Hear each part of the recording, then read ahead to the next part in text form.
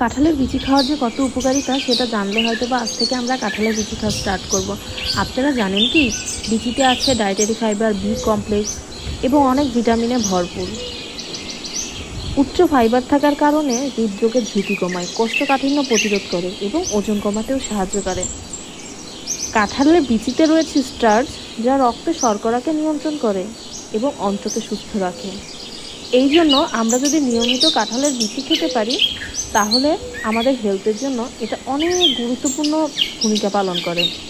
কিন্তু প্রতিদিন তো আর একভাবে বিচি ভেজে বা অন্য কোনোভাবে খাওয়া সম্ভব না, তাই রুচি পরিবর্তন করতে কাঁঠালের এই আটিগুলোকে আমি আজকে একটু অন্যভাবে ভর্তা করে দেখাচ্ছি। আর সাথে নিয়েছি পান্তা ভাত। দেখেই বুঝতে পারছেন খাবারটা কত লোভনীয়। তাই আর কথা না বাড়াই, কাঁঠালের আটি দিয়ে এই মজাদার খাবারের রেসিপিটি আজকে আপনাদের সাথে শেয়ার করতে যাচ্ছি।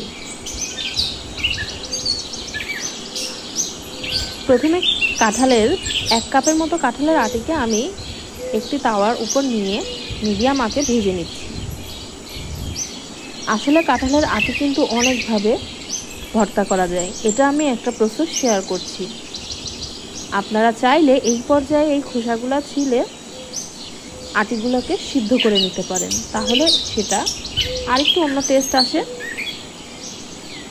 ভালো মতো আটিগুলোকে ভেজে নিতে হবে। যখন আটির গায়ে একটু পোড়া পোড়া দেখা দিবে সেই পর্যায়ে আমরা এটা চুলা থেকে নামিয়ে ফেলবো। তারপর একটি পাত্রে কিছুটা তেল গরম করে তার মধ্যে দিয়ে দিচ্ছি দুটো রসুন কুচি। রসুনগুলোকে ব্রাউন হওয়া পর্যন্ত ভেজে নিব। আর এর মধ্যে দিয়ে দিব কিছু চিংড়ি মাছ। এই চিংড়ি মাছগুলো অ্যাড করার জন্য এই ভর্তা ফ্লেভারটা অসাধারণ আসে। হাতের কাছে চিংড়ি মাছ না থাকলে এই পর্যায়ে চিংড়ি মাছটা স্কিপ করতে পারেন।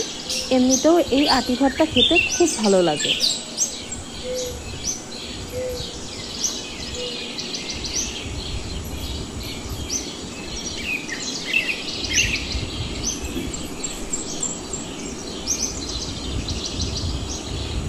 এখন দিয়ে দিচ্ছি কয়েকটা শুকনো মরিচ। এটা আপনাদের স্বাদ অনুযায়ী দিবেন, যারা ঝাল কম খেতে চান তারা কম ব্যবহার করবেন। এখন এই সব উপকরণগুলো আমরা মিডিয়াম আঁচে সুন্দর মতো ব্রাউন কালার হওয়া পর্যন্ত ভাজতে থাকব। যখন এরকম একটা কালার আসবে সেই পর্যায়ে চুলা থেকে নামিয়ে ফেলব। এরপরে এই উপকরণগুলো আমরা পাটাতে পিষে নিব।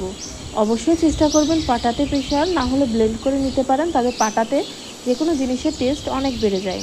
আর এর মধ্যে আমি দিয়ে দিচ্ছি আমার কাছে আগে থেকেই কিছু পেঁয়াজ ভাজা ছিল, সেগুলো আমি অ্যাড করছি। যদি আপনাদের কাছে বেরেস্তা ভাজা না থাকে তাহলে ওই রসুন যখন আমরা ভেজেছিলাম ওই পর্যায়ে পেঁয়াজ দিয়ে দিবেন একসাথে। এরপরে সব উপকরণগুলো আমি পাটাতে পিষে নিয়েছি। এখন সবগুলো হাত দিয়ে ভালো করে ভর্তা বানিয়ে নিচ্ছি।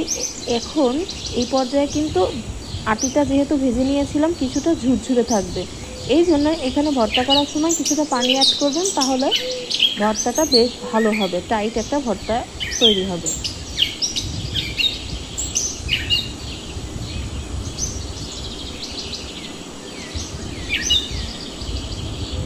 এরপরে সার্ভিংয়ের পালা।